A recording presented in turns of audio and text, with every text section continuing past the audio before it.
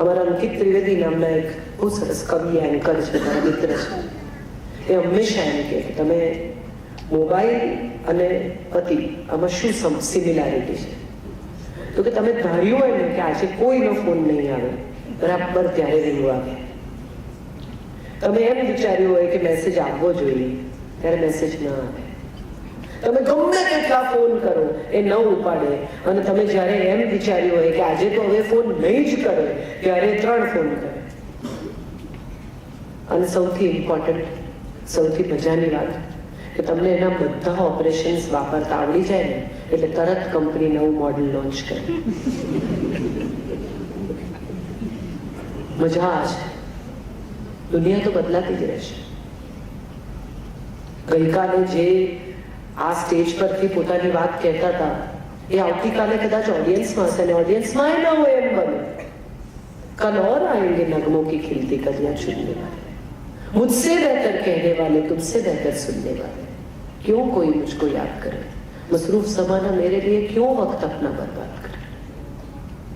આપણે બધા એવું માનીને ચાલીએ છીએ કે દરેક માણસ પાસે આપણે માટે સમય હોવો જોઈએ, પણ આપણી પાસે કોના માટે કેટલો સમય છે એવો સવાલ જો આપણે પૂછીએ તો આપણને સમજાય કે પરિવાર માટે પણ પૂરો સમય નથી. એક પિતા તરીકે તમે કોઈક આજના સ્પેશિયલી જે 40sમાં છે, 50sમાં છે, એ પેઢીને જો તમે પૂછો કે તમે તમારા સંતાન માટે શું કર્યું, તો એ તમને કહેશે કે એને 2 વ્હીલર અપાવ્યું, સારામાં સારી સ્કૂલમાં ભણાવ્યો, એને માટે બેંક બેલેન્સ ઊભું કર્યું, એને માટે આ ઘર ઊભું કર્યું, એને માટે પ્રોપર્ટી લીધી. આ લિસ્ટ પૂરતું છે? તમે કોઈ દિવસ એને વાર્તા કીધી? તમે કોઈ દિવસ એની સાથે ગાંડા ગયેલા ગીતો ગાયા?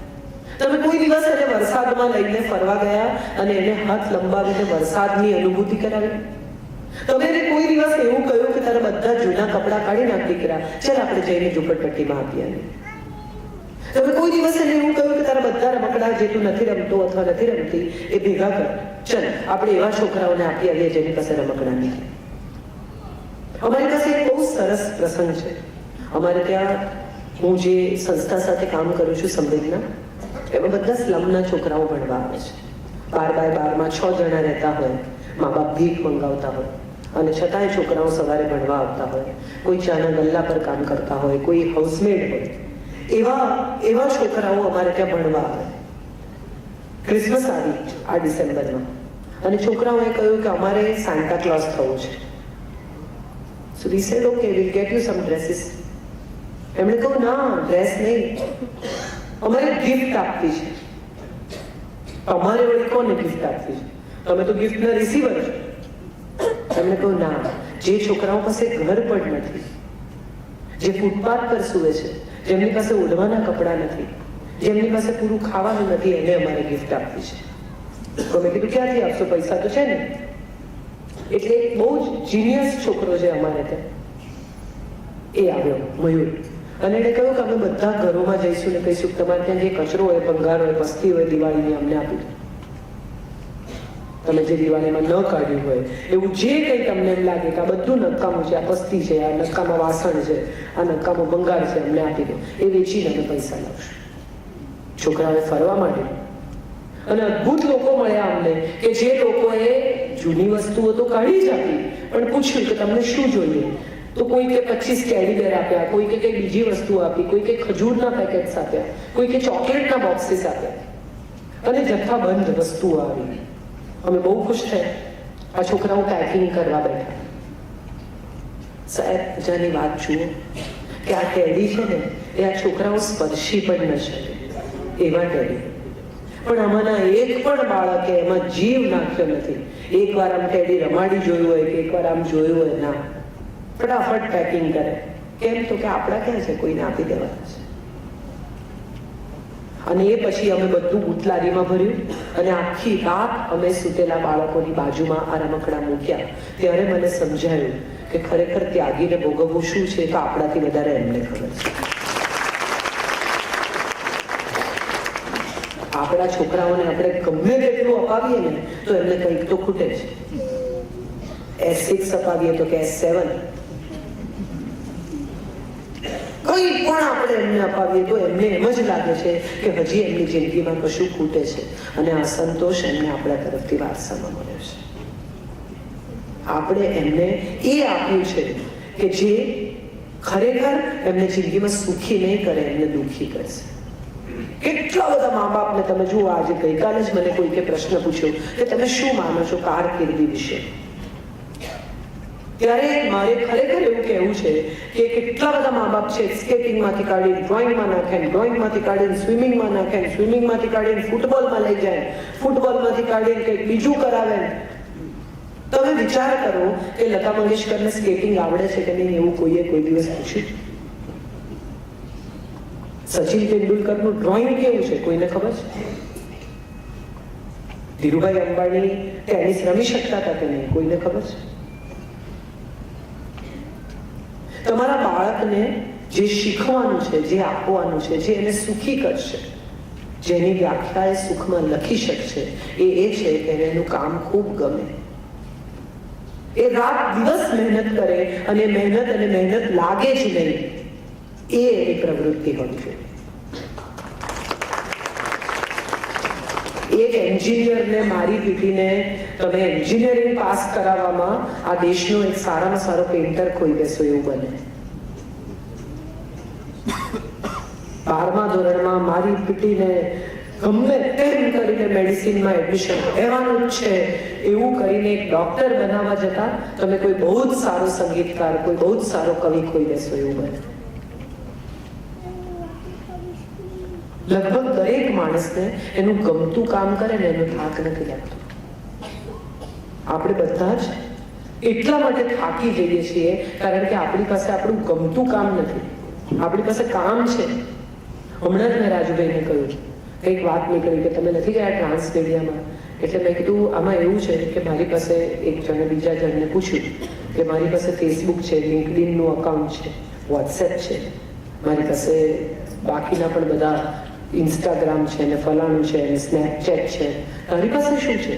તો મેં કહ્યું બોસ મારી પાસે બહુ કામ છે. આ વોટ્સએપ, આ ફેસબુક, આ સ્નેપચેટ તમારો કેટલો સમય ખાય છે એનો તમે કોઈ દિવસ વિચાર કર્યો? અને એમાંથી શું ઉપલબ્ધિ થાય છે? ગોસિપ છે. ફેસબુક ઉપર ફોટા એટલા માટે આપણે પાડીએ છીએ કે આપણું સુખ એ બીજાનું દુઃખ બને. તમે પરદેશ ગયા એટલે આમ કરીને ફોટા પાડીને તરત મૂકવાના. કેમ? તો કે કોણે જોયા, તરત જોવાનું કેટલી લાઈક્સ, કોને ના ગમ્યું, એમાં મજા છે. મારા મધર ગુજરી ગયા, બહુ ઇન્ટરેસ્ટિંગ પ્રસંગ. હું અમેરિકા હતી અને અમારા ઘરમાં અત્યંત પ્રયત્ન કરવા છતાં પણ મારી મા સાથે 24 કલાક રહી શકે એવા બહેન અમને મળ્યા નહીં. મારી મા 80 વર્ષ, 5 બેડરૂમના ઘરમાં હું એને એકલી મૂકીને જાઉં, એ પડી જાય, એને કંઈ થાય તો બીજે દિવસે સવારે બાઈ આવે ને દરવાજો ખોલે ત્યારે જ ખબર પડે. ત્યાં સુધી એને એકલા રહેવાનું. એટલે અમે એક શાંતિ નિકેતન નામની જગ્યા એને લઈ ગયા, જ્યાં અમે એને બહુ જ સગવડ ભરી સુંદર એની ઉંમરના લોકોની સાથે રહી શકે એવી જગ્યા. એ વૃદ્ધાશ્રમ નથી, એ વૃદ્ધો માટે રિઝોર્ટ છે. આવા મારા જેવા મજબૂર બાળકો હોય કે જે શું કરી શકે તો એ મહિના માટે ત્યાં મૂકી આવે. હું 1 મહિના માટે એને ત્યાં મૂકી આવી, અમેરિકા ગઈ. હું જે દિવસે આવી એ દિવસે એને મળવા ગઈ. મેં કીધું ઘરે આવવું છે? તો કે ના, મને અહીંયા ગમે છે, હજી ત્યાં મહિનાના પૈસા ભરે છે ને પૈસા બાકી છે, પૂરા થશે એટલે હું આવીશ. અનફોર્ચ્યુનેટલી 3જે દિવસે એને હાર્ટ એટેક આવ્યો ને ઊંઘમાં જ એનું નિધન થયું. એટલે સંદેશના એને બહુ બધા લોકોએ મને ફોન કર્યા કે અમારે સ્મશાન યાત્રામાં આવવું છે, ક્યાં છે, શું કરે છે. મજાની વાત એ છે દોસ્તો કે આપણે જેની સ્મશાન યાત્રામાં જઈએ છીએ અથવા આપણે એને જેના બેસણામાં જઈએ છીએ ને એ ગુજરી ગયાની પીડા ઓછી છે, જે રહી ગયા છે ને એને સારું લગાડવાની પ્રવૃત્તિ વધારે છે. જે સામે બેઠા છે ને એને આપણને નોંધ્યા બહુ થઈ ગયું ભાઈ. હું એવા પણ લોકોને ઓળખું છું જે સવારે બેસણામાં જાય સાંજે રિસેપ્શનમાં જાય, જવું પડે. તો એ વૃદ્ધાશ્રમમાંથી જ અમે નક્કી કર્યું કે હવે ડેડ બોડીને ઘરે લઈ જવું, ઘરેથી પાછા સ્મશાન લઈ જવું, આ બધું કરવાનો કોઈ અર્થ નથી. હું એક જ સંતાન છું, મારે કોઈ ભાઈ બહેન આવવાના નથી. આપણે અહીંથી જ એમની સ્મશાન યાત્રા કાઢીએ. ત્યાં 113 વૃદ્ધો રહે છે. એમની સામેથી હોહા કરીને, ટોળું ભેગું કરીને એક શબ લઈ જવું એ કેટલી ઇનસેન્સિટિવ બાબત છે. આ એમનું ભવિષ્ય છે એવો વિચાર એમને આવે, એમને આખી રાત ઊંઘ ન આવે, એમને તકલીફ થાય, એટલે મેં ક્વાયટલી મારી માનું શબ બહાર કાઢી દીધું અને અમે પાછલા રસ્તેથી એને સ્મશાન લઈ ગયા. સંદેશના એક બહેને લખ્યું કે કાજલ ઓઝા વહી રામ બધી મોટી મોટી વાતો કરે છે, પણ એમના માએ છેલ્લા શ્વાસ વૃદ્ધાશ્રમમાં લીધા અને એમણે કોઈને જણાવ્યું નહીં કે એમની સ્મશાન યાત્રા ક્યાંથી છે. ક્યાંથી જણાવે? કારણ કે એમણે મોઢું સંતાડવા જેવી પ્રવૃત્તિ કરી હતી. આ મને કોઈકે સ્નેપશોટ મારા ફેસબુક પર, મારા ફોન પર મોકલ્યો. એટલે મેં એ આખો સ્નેપશોટ જ મારા ફેસબુક પેજ પર અપલોડ કર્યો, જ્યાં 1.25 લાખ લોકો છે. જેવો હતો એવો જ, એના ફોટા સાથે, એના નામ સાથે. અને નીચે મેં પ્રશ્નો પૂછ્યા કે 80 વર્ષની બાઈને હું એકલી મૂકી જાઉં અને જો અંદર ગુજરી જાય અને 3 દિવસ સુધી એનું શબ બહાર ન નીકળે તો એ મારી ફરજ નિભાવી કહેવાય નહીં? એ એક દિવસ મહારાજ ન આવે અને એ જમી ન શકે તો સારું, પણ એને ઘરમાં રાખવાની, એને વૃદ્ધાશ્રમમાં નહીં રાખવાની. એને એની ઉંમરના લોકોની કંપની મળે એ સારું નહીં, પણ એ આખો દિવસ એકલી ઘરમાં પડી રહે, ટીવી જોયા કરે, બોર થાય, ત્રાસ પામે, એ બહુ સારું. કેમ? કારણ કે લોકો શું કહેશે? કોણ લોકો?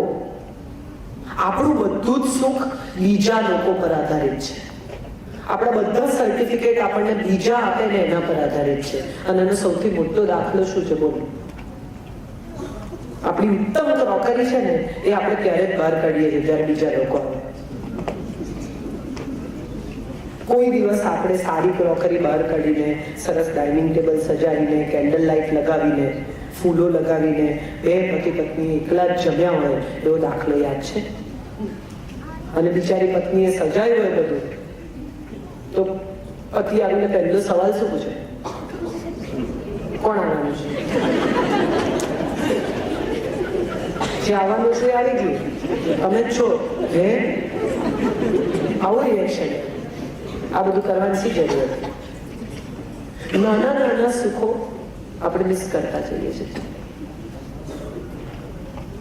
સુખે કોઈ વ્યક્તિ નથી, સુખે કોઈ વ્યાખ્યા નથી, સુખે અનુભૂતિ છે. તમને સખત તરસ લાગી હોય, તમે બસમાં કે ટ્રેનમાં પ્રવાસ કરતા હો, તમારી પાસે પાણીની બોટલ ન હોય, તમે 3-4 વાર એમ કહો કે वो पानी वाले को भेजना, वो पानी वाले को भेजना, અને પાણી વાળો ન આવે અને 2 મહિનાની ગરમીમાં એસીમાં પણ તમને ગરમી લાગતી હોય, તરસ લાગતી હોય, ત્યારે બાજુમાં બેઠેલો માણસ એમ કે તો આવશે ત્યારે આવશે, લો આ પાણી. એ સુખ છે સાહેબ. એક ગ્લાસ પાણી એ સુખ છે. એનાથી વધારે એ વખતે તમને કશાયની જરૂર નથી. એ વખતે તમને કોઈ એમ કે લો હીરાનો હાર આપો તો તમને એમાં રસ ના પડે. આ પેલો પાણી વાળો આવે ને પછી જોઉં છું. જે સમયે જે મળે છે, જે સમયે જેની ઝંખના છે, જે સમયે જે મળ્યાથી રાહત, આનંદ, સંતોષ, શાંતિ થાય છે, સુખ. કેટલા બધા લોકો એમ માનીને જીવે છે કે આ સુખ છે ને કોઈ એક વ્યક્તિ સાથે જોડાયેલું છે. પતિ આપણો, હમણાં હિન્દી પિક્ચર આવ્યું મેરા પતિ સિર્ફ મેરા. કરેક્ટ. કોઈને લઈ જવામાં રસે નહીં, બધા એમને ઓળખે જ છે. જો ખરેખર કોઈ લઈ જાય ઉચ્ચક અઠવાડિયું અને રાખી શકે તો આપી દેવા. હું તો આવી સલાહ આપું.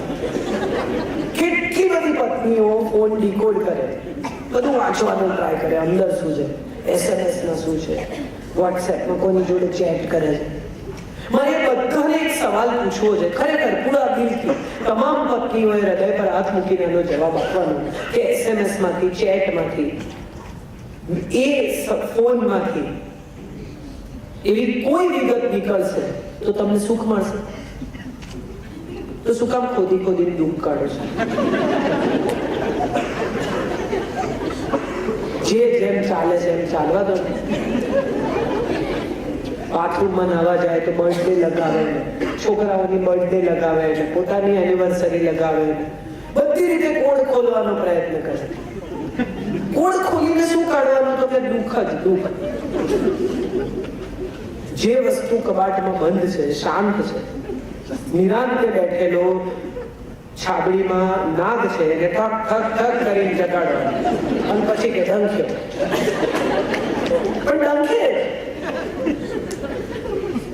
અજાણ હોવામાં શું છે? Ignorance is a bliss. તમે નથી જાણતા ત્યાં સુધી કેટલું સુખ છે. મૃત્યુ પછી શું થવાનું છે એની આપણને નથી ખબર ને સાહેબો, ત્યાં સુધી જ આ જીવનનું મહત્વ છે. આપણે બધા ખડખડાટ હસી શકીએ છીએ, મજા કરી શકીએ છીએ, ખાઈ શકીએ છીએ, પી શકીએ છીએ, ગપાગપ પાણીપુરી ખાઈએ છીએ, ગપાગપ આઈસ્ક્રીમ ખાઈએ છીએ. જે દિવસે એની ખબર પડી જશે ને કે મૃત્યુ પછી આમ આમ આમ આમ આમ થાય છે, એ દિવસે આ જીવનમાં રસ નહીં રહે.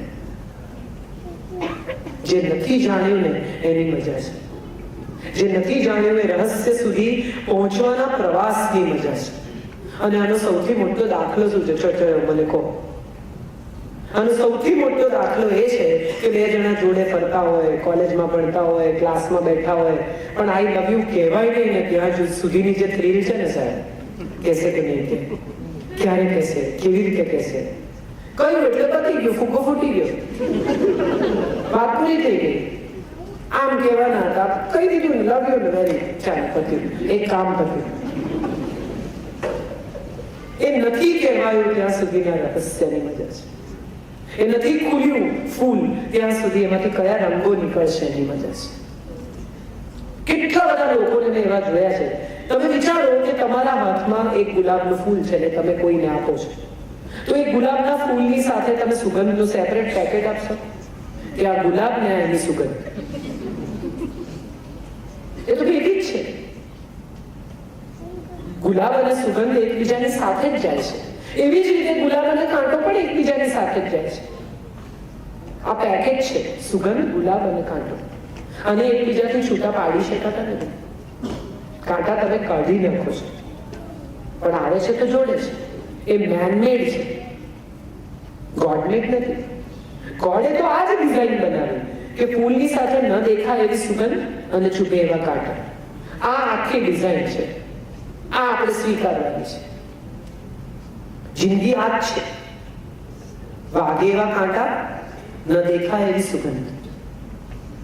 અને આ જ આપણે સતત, સહજ અને સ્વાભાવિક રીતે જીવવાનું છે. એ સુખ છે. કેટલી બધી પત્નીઓ 5, 5:30 વાગે ફોન કરે, શું બનાવું? હસી કાઢો, ડરો નહીં. બધાના ચહેરા પર એવું થયું કે કાજલને કેવી રીતે ખબર? કેમ કે હું કરું છું, બહાર હું તોય કરું છું. 5:30 વાગે સ્ટ્રેસ થઈ જાય કે આ લોકો શું ખાશે, એટલે તમે 5:30 વાગે ફોન કર્યો. ફોન કર્યો એટલે પતિએ કહ્યું કે પાવભાજી બનાવો. એટલે તરત પહેલો જવાબ કે અત્યારે શાક લેવા કોણ છે? પછી કહ્યું કે તો છોલે પૂરી બનાવો. એ ચણા તો પલાળવા પડે, તો હાંડવો વઘાર, એ તો આખવું પડે. તો આલુ પરાઠા બનાવો. બટાટા એટલા બધા નથી, બધા નહીં થઈ. ધીરે ધીરે ધીરે ધીરે પરિસ્થિતિ એવી જગ્યાએ આવે છે જ્યાં ભાખરીનો બંધાયેલો લોટ અને સમારાયેલું શાક ઉપયોગમાં આવે છે.